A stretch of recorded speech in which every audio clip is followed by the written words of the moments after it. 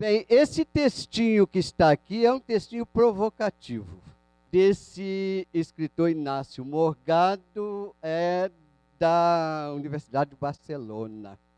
Mas ele tem algo que nós podemos extrair. Tenho certeza que, se perguntar para todos nós aqui o que acha desse texto, vai dizer que ele está incompleto, né? Que falta aí o espírito, né? Porém, ele, de alguma maneira, nos serve para os fins que nós desejamos. Então, o assunto nosso, de fato, é este, ó. Razão espírita. O ícone desafia a realidade. O que é que nos preocupa? Nos preocupa a imagem. Mas que imagem? A imagem do Espiritismo, que aqui está nomeada por ícone. Ok? Mas nos preocupa essa imagem em função da necessidade da observação da razão espírita.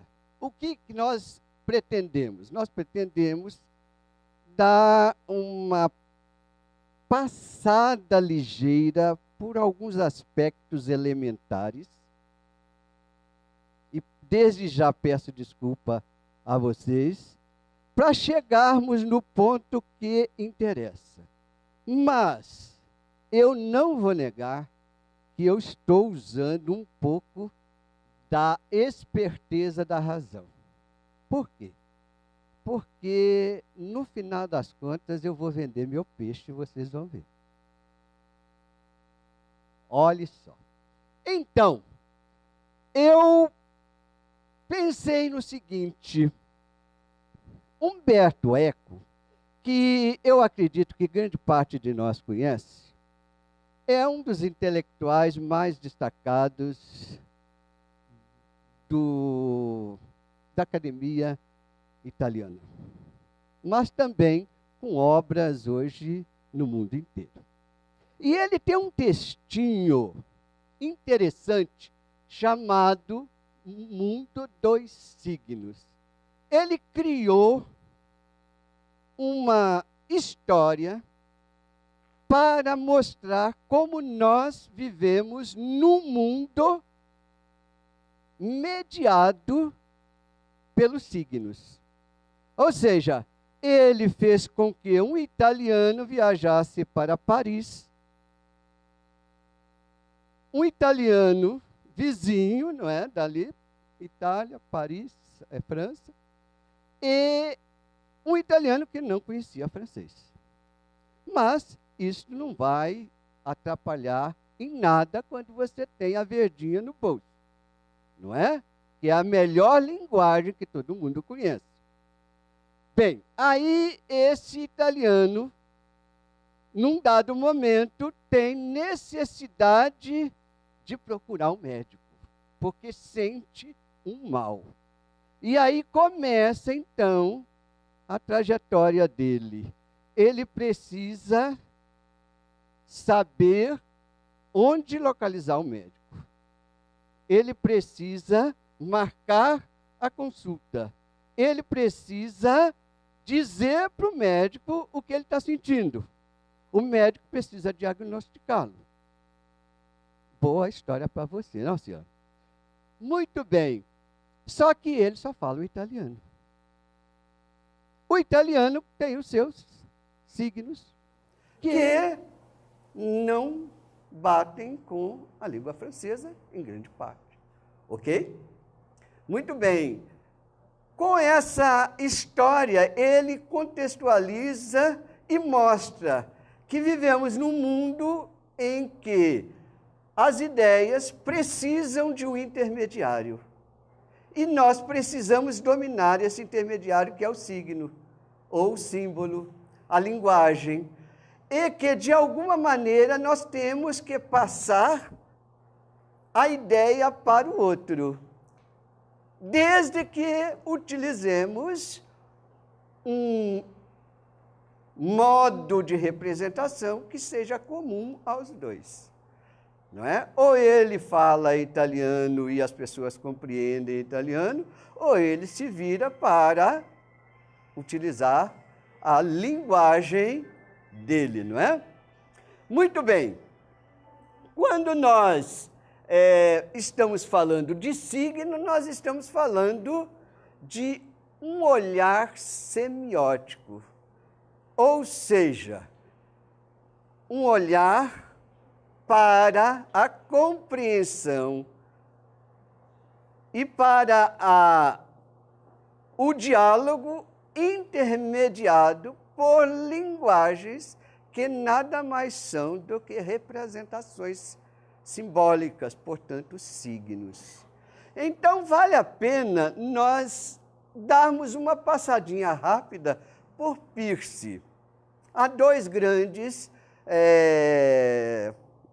estudiosos dos signos, e o que mais contribuiu e que está mais presente hoje nos estudos do signo foi Peirce, um norte-americano. E ele, então, classificou os signos em 3 tipos básicos. Para quê? Para facilitar a compreensão deles. Então, ele chama de índice o primeiro signo. E ele define o que é signo índice. Ele diz: o índice é um signo que possui relação física causal com o que representa. Fácil, tranquilo. Todos os meus alunos, na primeira aula, entendem isto, mas não acertam na prova. Ele chama ao segundo signo de ícone. E ele define o ícone como sendo o signo que possui relação de analogia com o representado. Ele tem semelhança, é análogo àquilo que representa. Fácil também. Ao terceiro signo, ele chama de símbolo. E para esse, ele define que é um signo que possui relação de convenção com o representado. Beleza? Então já sabemos o que é cada um deles. Pois então vamos vê-los agora. Toda fotografia, imagem, pintura representativa é um signo icônico, é um ícone. Veja só, ela tem relação com aquilo que ela representa. O que é que a fotografia representa? Uma cidade, não é? Ela mostra uma série de elementos, não é? Que todos serão chamados de signos. Mas a fotografia é um signo icônico. Olha, ela tem relação com aquilo que representa. Relação de semelhança, não é? Ela é, eu não vou dizer o palavrão que seria dizer que ela é igual. Não. Isso é um palavrão para o ícone. Vocês vão ver por que já já. Mas ela é semelhante. Para o índice, a relação é física causal com o que representa. Então, física causal. Os pés da mulher na areia indicam que são pés de alguém que está passando ou passou por ali. Relação de causa física. Ok? É um indicativo. E, finalmente, o símbolo que possui relação de convenção. Nós convencionamos uma série de coisas. E convencionamos também que a pomba estilizada com um raminho de oliveira no bico representa a paz. Então, é uma convenção. É simbólico. Serve dentro de um contexto em que os falantes entendem a mesma coisa. Ok? Então, estamos num mundo de signos que tem suas representações e que funcionam na comunicação entre os seres inteligentes. O que isto interessa para nós? Interessa porque quando nós falamos de imagem representativa, aquela que representa coisas que existem ou possam existir, nós a chamamos de ícones. Ícone é a representação que tem relação de semelhança com aquilo que representa. Então, nós vamos dizer assim, razão espírita, o ícone desafia a realidade. Eu poderia dizer, a imagem do espiritismo desafia aquilo que o espiritismo é. Ok? Será que a imagem, que o ícone, pelo qual as pessoas classificam, definem, entendem o espiritismo, está de acordo com a realidade? Tem semelhança com a realidade? Essa é a questão básica colocada. Bem, quando nós falamos imagem, nós falamos dois tipos de imagem básicas. Aquelas que nós chamamos de materiais, que são essas aí que estão aqui dispostas. E aquelas que falamos, que nos referimos como imagens imaginárias ou imagens mentais, que são aquelas que estão no domínio da nossa mente, okay? Que são consideradas também imagens reais. No estudo das imagens, elas surgem como imagens reais. Elas existem e elas funcionam na nossa mente, não é? Positiva, negativamente ou com neutralidade. Mas elas têm algum tipo de funcionamento. É essa a nossa discussão básica. Outra questão que nos interessa, nesse tempinho que temos, é essa, da leitura da imagem.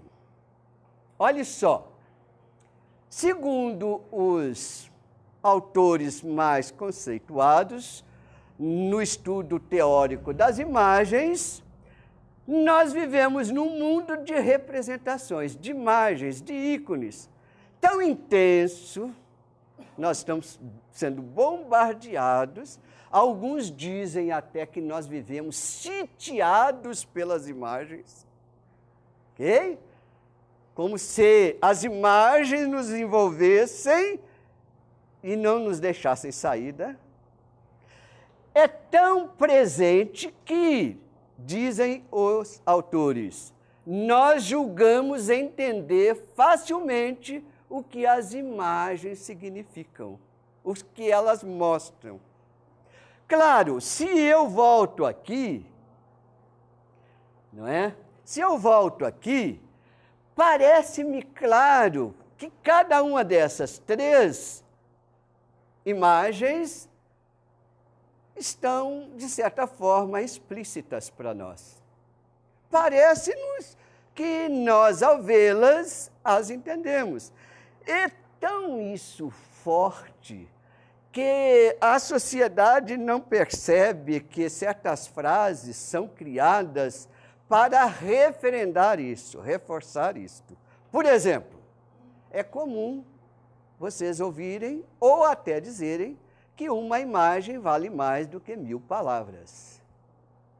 No estudo da imagem é o maior absurdo possível. No estudo da imagem é o maior absurdo possível. Um exemplo simples. Qualquer uma das 3 imagens que estão aqui só podem ser interpretadas com palavras. Elas contêm intrinsecamente as palavras.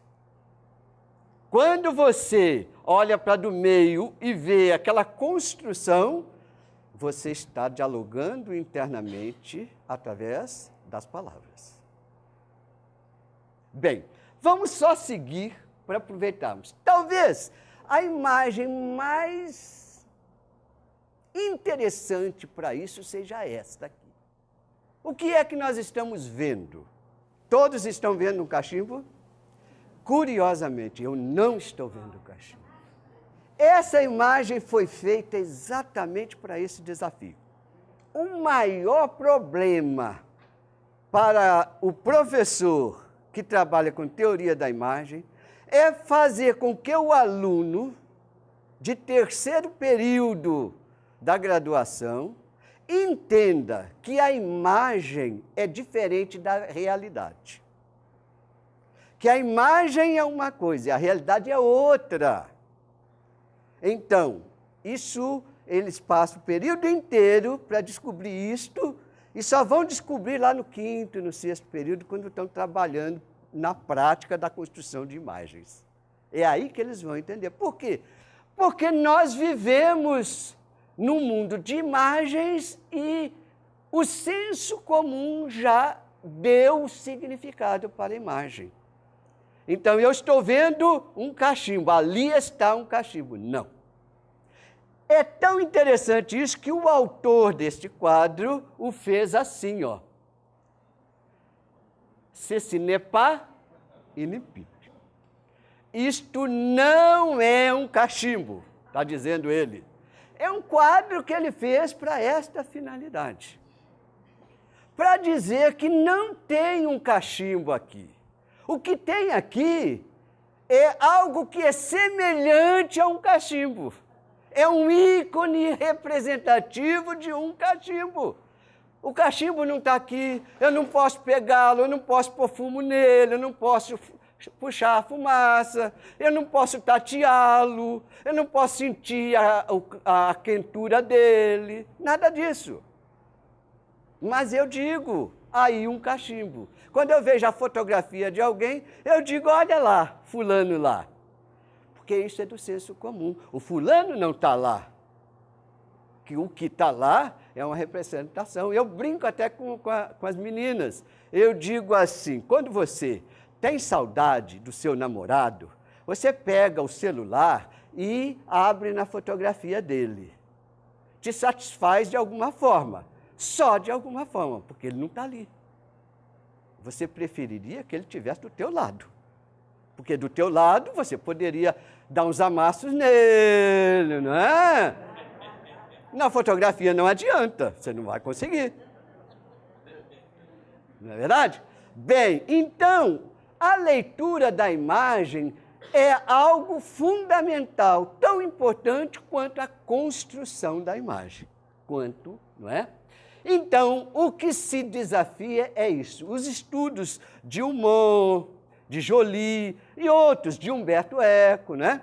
E outros trabalham no sentido de conduzir a compreensão da imagem, a ter uma relação com as imagens compreensiva, de modo a interpretá-la enquanto signo representativo de alguma coisa. Ou seja, buscar nela o significado. Aí vem o olhar semiótico. A semiótica é a ciência dos signos que trabalha com a significação. Os signos significam alguma coisa. Então, nós temos que descobrir, buscar entender o que é que a imagem está dizendo de fato, né? Muito bem. Então, nós temos aí 2 tipos de leitura. A natural, espontânea, e a racional e interpretativa. A natural é essa. Você passa na frente na banca de jornal de manhã, numa segunda-feira, vê lá aberto o jornal e está lá uma notícia que eu acho que é muito comum, mas que muita gente não gosta. Bahia bate no Internacional. Não?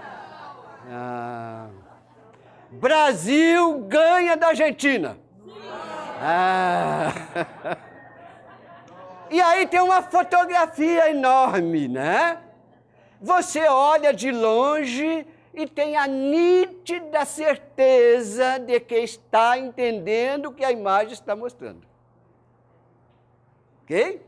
Agora, você não sabe se aquela imagem é verdadeira ou é mentirosa. Você não tem noção se não analisar. Quantas vezes você já viu uma notícia no jornal com uma foto velha, que não tem nada a ver com o fato? Não é verdade? Então, olha, já começa aí. Você só resolve esse problema que Joly chama de leitura natural, espontânea, que é altamente enganadora, porque é ela que te diz que tem um cachimbo ali, não é? Com aquela leitura lá, que é a do estudo daquilo que está sendo mostrado. Bem, agora nós vamos caminhar. Depois de trazer o próprio Inácio, lá do primeiro texto, dizendo uma coisa é ver, outra muito diferente é saber o que vemos, e isto vale para essa nossa finalidade aqui, não é? É muito curioso, não é? Você, quando vê uma imagem, você não pensa em tanta coisa que se passa no seu cérebro. Você não imagina o que passa em seu cérebro. Por exemplo, o Monte diz assim, quando o seu olhar incide sobre a imagem abre arquivos em sua memória e estes arquivos devolvem aquilo que você está vendo. Então, numa imagem, você só reconhece aquilo que já conheceu antes e que está na sua memória. Se você não conheceu antes, aquilo que você vê, você não sabe o que é. A memória funcionando em conjunto com o olhar, neste ato de compreensão da imagem. Por isso, é muito interessante o que Morgado mostra. Então, agora, vamos ver a questão que nos interessa. Se a imagem, ela ilude tanto, não é? Nós podemos tentar refletir um pouco como se constrói, como se lê as imagens do Espiritismo. Então, nós podemos dizer que as imagens do Espiritismo, aquelas que nós projetamos, aquelas que outros veem num mundo tão complexo como o nosso, são ícones pouco afetivos. Por quê?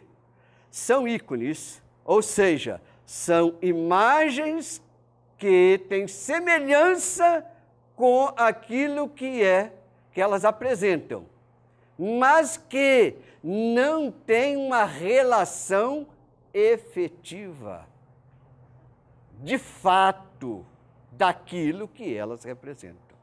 Esse é o nosso grande problema. E eu faço aqui três imagens muito interessantes. Essa do meio aqui, por exemplo, está aí na internet, não é? É a representação de um espírito ao lado do é um filmezinho, né? Bom, eu vou fazer aqui uma brincadeira com a prece, não é? Eu vou usar a prece como exemplo. Pensemos na prece.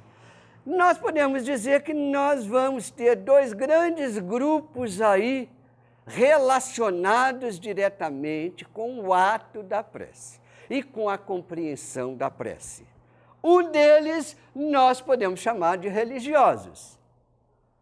Eles usam a prece, no meu modo de ver, em excesso. Eu até brinco com muitos amigos assim. Vocês oram muito e vigiam pouco. Um amigo chegou para mim e disse, eu nunca vi você falar de Jesus. Por isso ele tem sempre um pé atrás comigo. Ele diz que nunca me viu falar de Jesus, porque ele está acostumado a todo momento, todos os outros falarem em Jesus. Então eu brinco com um grupo musical que tem lá, eles não gostam muito não, mas eu brinco, porque me perguntaram, olha, o nosso grupo faz uma música, nós queremos mostrar para você, nós vamos ter uma audição em tal lugar, tal dia. Tá bom, vou lá. Aí fui. Me perguntam, gostou da música, da nossa música? Eu disse, música gospel, espírita, né? Não vão gostar. Estive outro dia num evento que movimentou 3.000 pessoas em Recife. O centro de convenções foi todo alugado para um evento. E eu fui lá em busca de encontrar um amigo que estava convidado e eu não via há muitos anos. Aí chego lá, estou conversando e um amigo chega para mim e eu digo para ele, Francisco, se Jesus chegasse aqui agora com um chicote, ele não batia nesse pessoal todo? É aquela passagem do Vendilhões, o templo, né? Aí ele olhou e falou, acho que sim. Por quê? Os eventos desta ordem viraram uma verdadeira festa. Uma verdadeira festa. Vende-se de tudo. Faz-se camiseta na hora, você escolhe a estampa do orador que você quer, a frase que você quer, vende-se uma porção de bijuterias, vende-se até livros. Né? Vende-se de tudo. Até livros. Mas então virou uma festa grande. Eu tenho um grupo que dividem comigo um programa de rádio. E você acredita que nós vamos numa rádio e eles querem ir para algum cantinho fazer uma prece antes de entrar no programa? Porque eles não concebem mais que se possa fazer qualquer coisa que não seja antecedida e sucedida por uma prece. Como se você não pudesse vir de casa preparado para fazer o trabalho. Então, é por isso que eu digo, o grupo dos religiosos são prece em excesso. Aí eu vou mexer com vocês. Aí tem o grupo dos laicos, que é mais restritivo. Mas é uma crítica que estou fazendo? Não. É uma ponderação no sentido de que os dois vão construindo imagens, ícones do Espiritismo. Imagina um sujeito que tenha saído de um centro espírita agora de manhã, foi fazer lá um trabalho, fez as suas preces normais e chega aqui para participar e não vê prece. Aí ele fica meio, não é? E vice-versa. Imagina um bem acostumado ao ambiente laico e, de repente, ele desconhece, chega lá e vê aquele excesso de prece. Então, como é que fica a situação? Imagina que seja uma pessoa totalmente alheia ao Espiritismo e que tem as duas experiências em sequência.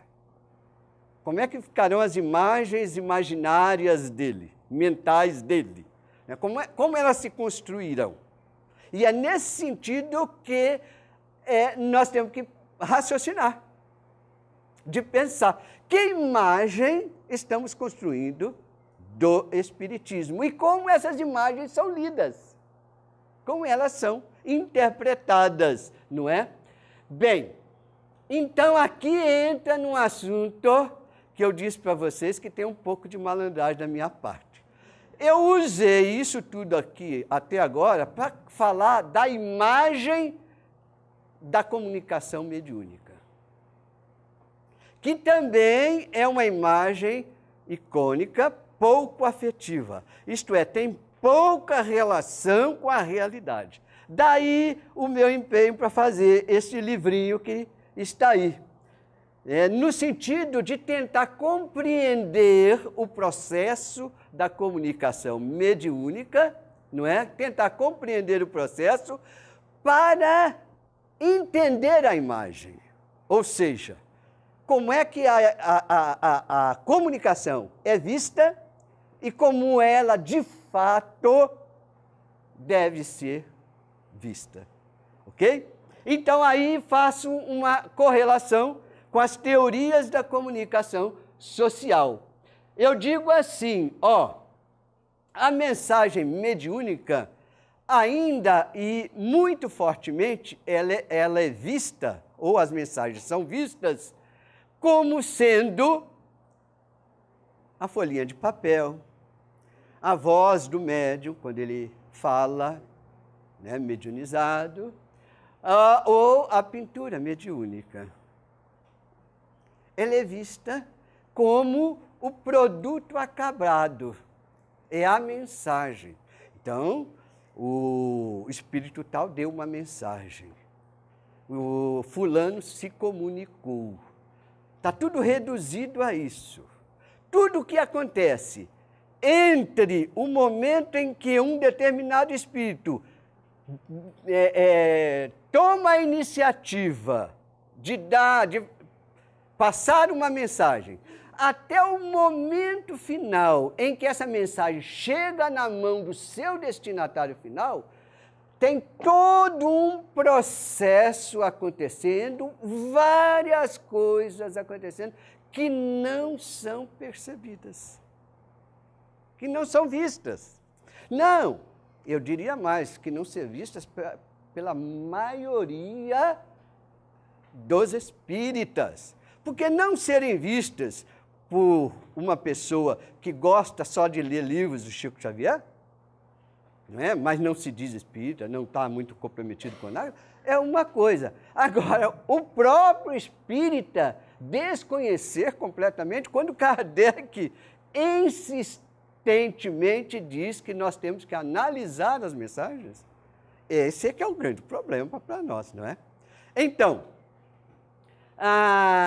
nós temos, portanto, todo um processo de comunicação mediúnica sendo ignorado, desconhecido e visto apenas pela imagem, pelo ícone. A imagem produzida pela mensagem. E aí entra todo um conteúdo que favorece a esta situação, não é? Porque grande parte, se não objetivamente, pelo menos de maneira indireta, observa e gosta daquilo que está acontecendo e sente ali algo de mágico e até de sagrado. E isto envolve tanto os médiuns quanto as pessoas não médiuns. Porque se você faz uma crítica, uma análise crítica de uma mensagem, o médium vai achar que você quer acabar com a vida dele. Ele não vai gostar de ouvir que uma mensagem dele tem problemas aqui e ali. Ou então que não tem. Ok? Muito bem. Então, conhecer o processo da comunicação mediúnica, em que começa com alguém, um espírito, uma inteligência invisível, através de uma intenção própria de passar uma mensagem. Esse indivíduo, essa inteligência invisível, em busca de um médium, essa inteligência, num contexto invisível, nós não vemos o lugar dele, não é? Na absoluta maioria das vezes, e que, possuidor de um corpo espiritual, de um perispírito, de energias que precisam se harmonizar com o médium e vice-versa, todo um processo aí que implica uma série de questões. Este indivíduo médium, como sendo um indivíduo que precisa entender as ideias do Espírito, porque o Espírito lhe traz ideias, e as ideias só podem ser comunicadas via linguagem. Nós precisamos de ter uma linguagem para dizer aquilo que pensamos, não há outro meio, não é? Este médium vira decodificador da ideia do Espírito. Ou seja, intérprete dessa ideia. E Kardec reforça isso. E esse interpretante vai construir dentro de uma linguagem acessível ao destinatário final esta mensagem, em grande parte dos casos. E vai construir com aquilo que ele entendeu que o Espírito passou. Todo esse processo, portanto, esse médium, ele não é um elemento qualquer, ele é um intérprete do Espírito e um produtor de mensagem. Ele é ao mesmo tempo receptor, recebe a mensagem, e emissor, emite a mensagem. É por isso, por exemplo, que quando os médiuns não conseguem uma desenvoltura boa, eles têm livros assinados por espíritos diversos, mas que parece que a linguagem é uma só. Porque eles escrevem a partir daquilo que eles entendem que o Espírito diz. Então, o texto é igualzinho do princípio ao fim.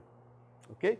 Muito bem. Então, entender o processo da comunicação mediúnica é a resposta para a pergunta. Os Espíritos falam, você ouve?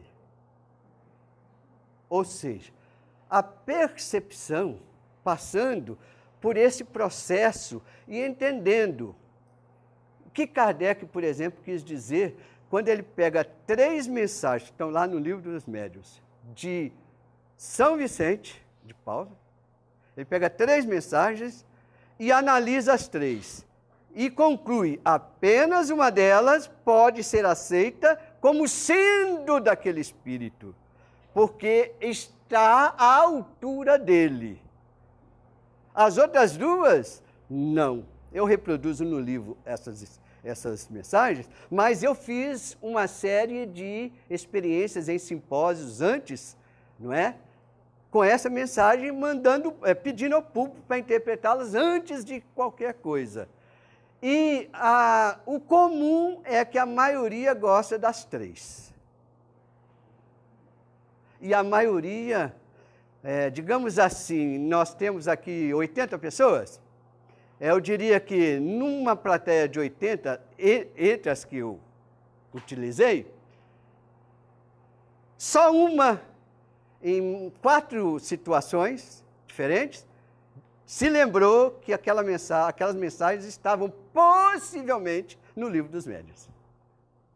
Mas o resto não sabia da existência daquelas mensagens. Então, era o esforço de Kardec de mostrar como é importante você perceber o processo para entender aonde as coisas podem pegar, podem encontrar dificuldades, barreiras, essas coisas todas. Então, como ele me assinalou lá, eu digo para vocês, vendi meu peixe aí.